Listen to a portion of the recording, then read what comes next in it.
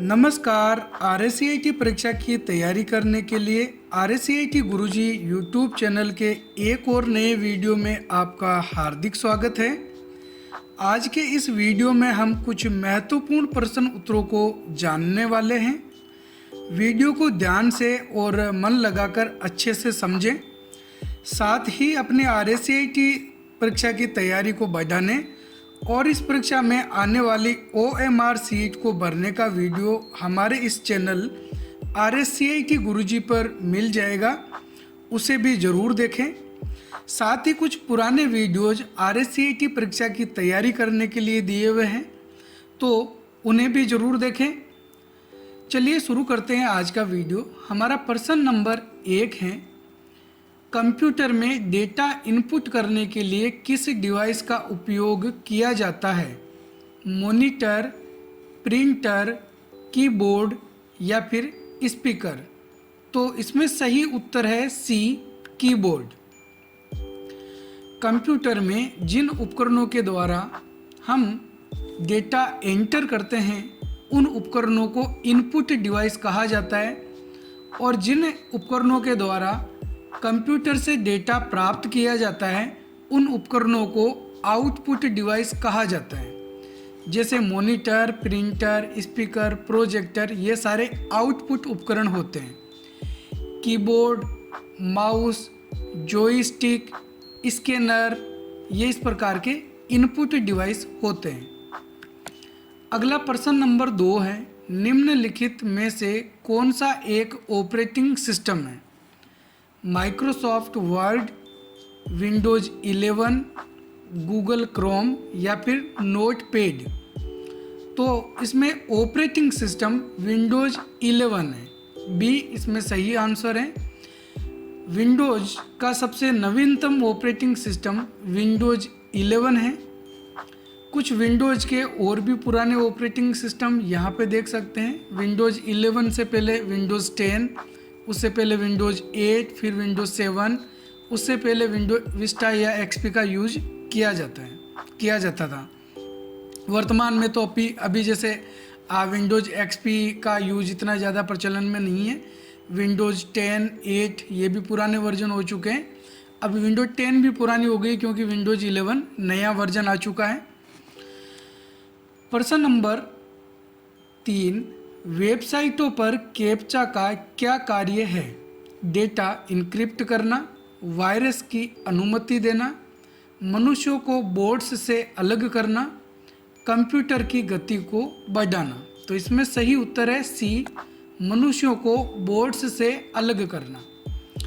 जब हम इस प्रकार के ID पासवर्ड लगा के कहीं पे लॉगिन होते हैं तो हमको इस प्रकार के कुछ कैप्चा कोड भी दिखाई देते हैं। ये कैप्चा कोड इसलिए बनाए जाते हैं क्योंकि कंप्यूटर के जो बोर्ड्स होते हैं वो इन कैप्चा कोड को आसानी से नहीं पढ़ पाते हैं। इसीलिए ये जो कैप्चा कोड हैं ये इस प्रकार के टेढ़े मेढ़े अक्षरों के साथ इमेज फॉर्मेट में होते हैं। इनको केवल मनुष्य ही पढ़ के एंटर कर पाता है। कोई बोर्ड्स जो होता है वो इसे आसानी से नहीं पढ़ पाता है। अगला प्रश्न नंबर 4, निम्न में से कौन सा उपकरण इनपुट और आउटपुट दोनों कार्य करने में सक्षम होता है? प्रिंटर, प्रोजेक्टर, प्लॉटर या फिर मोडेम? तो इसमें सही उत्तर है डी, मोडेम। मोडेम एक इनपुट आउटपुट डिवाइस है जो टेलीफोन लाइन के माध्यम से जो सिग्नल आते हैं उन एनालॉग सिग्नल को डिजिटल सिग्नल में, और कंप्यूटर के द्वारा जो डिजिटल सिग्नल वापस जाते हैं उनको एनालॉग सिग्नल में कन्वर्ट करता है। मोडेम मॉड्यूलेटर, डीमॉड्यूलेटर का शॉर्ट नाम दे रखा है मोडेम। मोडेम की फुल फॉर्म मॉड्यूलेटर, डीमॉड्यूलेटर होती है। प्रश्न नंबर 5, निम्न में से मोबाइल ऑपरेटिंग सिस्टम का उदाहरण कौन सा है? Linux, Unix, chromium, Windows, iOS, Android, Chrome, opera, Mozilla, compiler, interpreter, assembler? तो इसमें सही आंसर है बी, विंडोज़, iOS, एंड्रॉयड। ये मोबाइल ऑपरेटिंग सिस्टम के प्रकार हैं। हालांकि विंडोज़ का ज़्यादातर यूज कंप्यूटर में किया जाता है, जैसे विंडो XP 7, 10, 11 जो भी अपन ने देखे थे। हालांकि विंडोज़ का वर्जन जो है वो ऑपरेटिंग सिस्टम स्मार्टफोन में, मोबाइल में भी यूज किया जाता है। प्रश्न 6, CD DVD को बर्न करने का क्या अर्थ है? डिस्क को नष्ट करना, डिस्क पर डेटा लिखना, डिस्क साफ करना, या फिर डेटा को इनक्रिप्ट करना। तो इसमें सही उत्तर है बी, डिस्क पर डेटा लिखना। यानी कि अगर कोई खाली CD DVD है जिस पे कोई भी डेटा नहीं है, उस पे जब डेटा को कॉपी किया जाता है, उस पे जब डेटा को रखा जाता है, तो इस प्रक्रिया को बर्निंग करना कहा जाता है। यानी कि जब CD DVD को बर्न किया जाता है, तो बर्न करने पर CD DVD पे जो डेटा है वो स्थायी रूप से रख दिया जाता है। हालांकि कुछ CD DVD ऐसी होती है जिस पे उस डेटा को मिटा कर वापस नया डेटा भी उसमें एंटर कर सकते हैं। अगला प्रश्न नंबर 7, आपको एक संदिग्ध ईमेल मिला है जिसमें एक अटैचमेंट है, आपको क्या करना चाहिए? फाइल को डाउनलोड करें और खोलें, इसे मित्रों को अग्रेसित करें, सत्यापन के लिए रिप्लाई दें, या फिर स्पैम या फिशिंग के रूप में रिपोर्ट करें। तो सही उत्तर है इसमें डी, स्पैम या फिशिंग के रूप में रिपोर्ट करें। जब हम उसको स्पैम के रूप में रिपोर्ट कर देते हैं, उसको स्पैम में रख लेते हैं, तो जब भी वो व्यक्ति वापस हमको कोई मेल करता है तो वो डायरेक्ट इनबॉक्स में दिखाई नहीं देके स्पैम वाले फोल्डर में चली जाती है। अगला प्रश्न नंबर 8, सुरक्षित पासवर्ड बनाने के लिए इनमें से कौन सा तरीका सबसे अच्छा है? पासवर्ड में आपके नाम का उपयोग करना, पासवर्ड 1 2 3 जैसे सरल शब्दों का उपयोग करना, अक्षरों, संख्याओं और प्रतीकों के संयोजन का उपयोग करना, इसे अपने मॉनिटर पर एक स्टिकी नोट पर लिखना। तो इसमें सही उत्तर है सी, अक्षरों, संख्याओं और प्रतीकों के संयोजन का उपयोग करके हमको कोई पासवर्ड बनाने चाहिए। पासवर्ड कुछ ऐसे रखने चाहिए कि हर कोई व्यक्ति अंदाज़ा लगा के उसको ओपन ना कर सके। साथ ही जो अक्षर हम यूज करते हैं अल्फ़ाबेट टेक्स्ट, उसमें छोटी ABCD का अक्षर, बड़ी ABCD का अक्षर भी शामिल किया जाता है। संख्या और कुछ स्पेशल कैरेक्टर्स जैसे @ हैशटैग, क्वेश्चन मार्क, इनका भी हम प्रयोग कर सकते हैं। अगला प्रश्न नंबर 9 है, निम्नलिखित में से कौन सा राजस्थान में उपलब्ध ई-गवर्नेंस सेवा का उदाहरण है? अमेजोन, फ्लिपकार्ट, फेसबुक, या फिर ई मित्रा। तो इसमें सही उत्तर है डी, ई मित्रा। राजस्थान सरकार की द्वारा इस प्लेटफॉर्म के माध्यम से सरकारी सेवाएं प्राप्त की जाती हैं। ई मित्रा एक फिजिकल शॉप होती है जिस पे जाके जो राजस्थान के सिटीजन हैं वो अपने गवर्नमेंट के कुछ कार्य ऑनलाइन करवा सकते हैं। प्रश्न 10, WYSIWYG का क्या अर्थ है? Where you save it, where you get it, what you see is what you get, Windows your system, right your software. तो इसमें सही उत्तर है B, what you see is what you get. यानी कि डेस्कटॉप पर, मॉनिटर पर जैसा हमको दिखाई देता है सेम वैसा ही हम प्राप्त करते हैं। अगर हम उसका प्रिंट आउट निकालते हैं तो सेम वैसा ही प्रिंट आउट निकलता है। यानी जैसा हमको दिखता है पेज वैसा ही प्रिंट निकल के आ जाता है। इसलिए इसको what you see is what you get, जैसा दिखता है वैसा ही हम प्राप्त करते हैं, पाते हैं।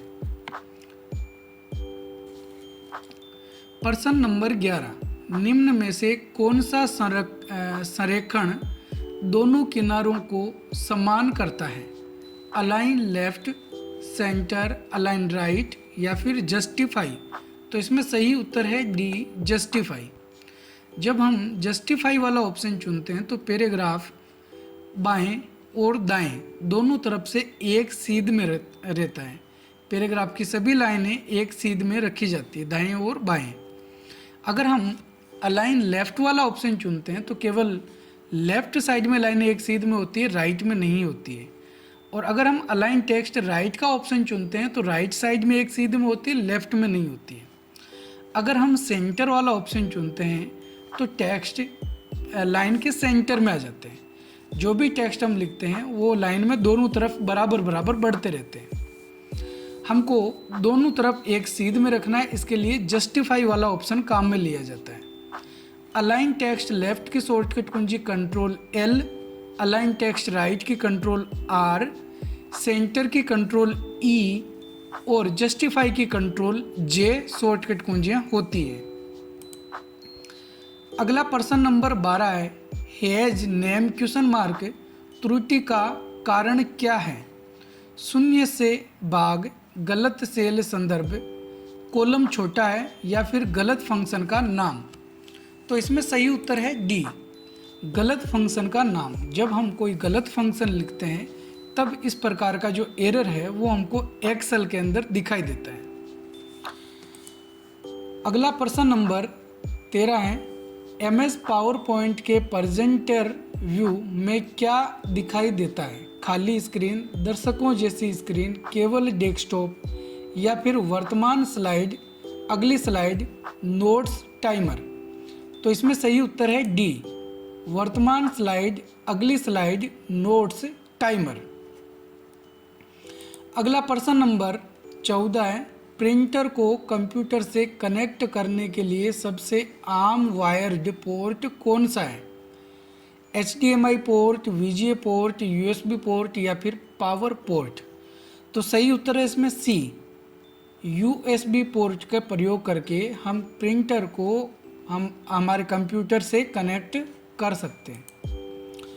प्रश्न नंबर 15 है, खाली स्थान का उपयोग किसी दस्तावेज में टेक्स्ट को शामिल करने के लिए किया जाता है जिसे प्रत्येक पृष्ठ पर दोहराया जाता है। मेल मर्ज, बुकमार्क और हाइपरलिंक, सेव और सेवेज, हेडर और फुटर। तो सही उत्तर है इसमें डी, हेडर और फुटर। पेज में सबसे ऊपरी भाग में हेडर लिखा जाता है, उसी तरीके से पेज के नीचे फुटर लिखा जाता है जो हमको प्रत्येक पेज में दोहराया जाना है। हालांकि माइक्रोसॉफ्ट वर्ड या अन्य सॉफ्टवेयर में हम पहले पेज में अलग हेडर फुटर रख सकते हैं और ओड और इवन यानी सम और विषम संख्या वाले पेज में भी अलग हेडर फुटर लगाया जा सकता है। प्रश्न नंबर 16 है, PDF का पूर्ण रूप क्या है? Portable document format, printer document format, program data file या फिर पर्सनल डॉक्यूमेंट फाइल। तो इसमें सही उत्तर है A, portable document format. PDF file को कंप्यूटर में ओपन करने के लिए अडोब रीडर या अडोब एक्रोबैट रीडर का प्रयोग किया जाता है। अगला प्रश्न नंबर 17, निम्न में से कौन सा ओपन सोर्स सूट का उदाहरण है जिसे अक्सर माइक्रोसॉफ्ट ऑफिस के विकल्प के रूप में उपयोग किया जाता है? Adobe Photoshop, Libre Office, Tally ERP या फिर माइक्रोसॉफ्ट एज। तो इसमें सही उत्तर है B, Libre Office. Microsoft Office के अंदर जिस प्रकार से Microsoft Word, PowerPoint, Excel और एक्सेस होते हैं, उसी प्रकार से लिब्रे ऑफिस सॉफ्टवेयर होता है जो कि ओपन सोर्स है, यानी कि ये सभी के लिए फ्री होता है। इसके अंदर लिब्रे ऑफिस राइटर होता है, कैल्क होता है जो माइक्रोसॉफ्ट एक्सेल की तरह काम करता है, और इम्प्रेस होता है जो माइक्रोसॉफ्ट पावर पॉइंट की तरह काम करता है। तो इस प्रकार के ये सॉफ्टवेयर होते हैं जो लिब्रे ऑफिस के अंदर शामिल होते हैं, जो माइक्रोसॉफ्ट ऑफिस की जगह यूज किए जा सकते हैं। अगला प्रश्न नंबर 18 है, विंडोज 11 में स्टार्ट मेन्यू कहाँ होता है? ऊपरी बाएं, निचले दाएं, टास्क बार के केंद्र में या फिर ऊपर दाएं। तो इसमें सही उत्तर है सी, टास्क बार के केंद्र में, यानी कि टास्क बार के सेंटर में यहाँ पे स्टार्ट मेन्यू दे रखा है। अगर हम विंडोज़ 10 या विंडोज़ 7 का यूज करते हैं तो टास्क बार के लेफ्ट साइड में होता है। विंडोज़ 11 में ये सेंटर में दिया हुआ है। अगला प्रश्न नंबर 19 है, किसी फोल्डर या आइकन का नाम बदलने के लिए कौन सी फंक्शन कुंजी प्रयोग होती है? F1, F2, F4 या फिर F5। तो इसमें सही उत्तर है बी, F2। किसी भी फाइल फोल्डर को रीनेम करने के लिए उस पर राइट क्लिक करते हैं और रीनेम वाला ऑप्शन चुनते हैं, या शॉर्टकट कुंजी F2 का प्रयोग कर सकते हैं। F2 एक फंक्शन कुंजी है। कीबोर्ड के सबसे ऊपरी भाग में F1 से लेकर F12 तक की कुंजियाँ होती है, जिनको फंक्शन कुंजियाँ कहा जाता है। तो फंक्शन कुंजियों की संख्या कीबोर्ड में 12 होती है। रीनेम करने के लिए F2 फंक्शन कुंजी का प्रयोग किया जाता है। अगला प्रश्न नंबर 20 है, डिस्क स्पेस खाली करने के लिए कौन सा टूल होता है? Antivirus, disc cleanup, control panel या फिर डिफ्रेगमेंटर। तो इसमें सही उत्तर है बी, डिस्क क्लीन अप। तो ये थे आज के हमारे 20 RSCIT परीक्षा की तैयारी के लिए महत्वपूर्ण प्रश्न उत्तर। उम्मीद है आपको हमारा ये वीडियो पसंद आया होगा। अगर वीडियो पसंद आए तो वीडियो को लाइक और हमारे RSCIT गुरुजी यूट्यूब चैनल को सब्सक्राइब जरूर करें। साथ ही RSCIT परीक्षा की तैयारी के लिए इस प्रकार के और भी बहुत सारे क्वेश्चन आंसर्स हमारे इस RSCIT गुरुजी यूट्यूब चैनल पर मिल जाएंगे, तो उन्हें भी ज़रूर देखें। हम मिलेंगे इसी प्रकार के एक और नए वीडियो में। तब तक के लिए जय हिंद, जय भारत।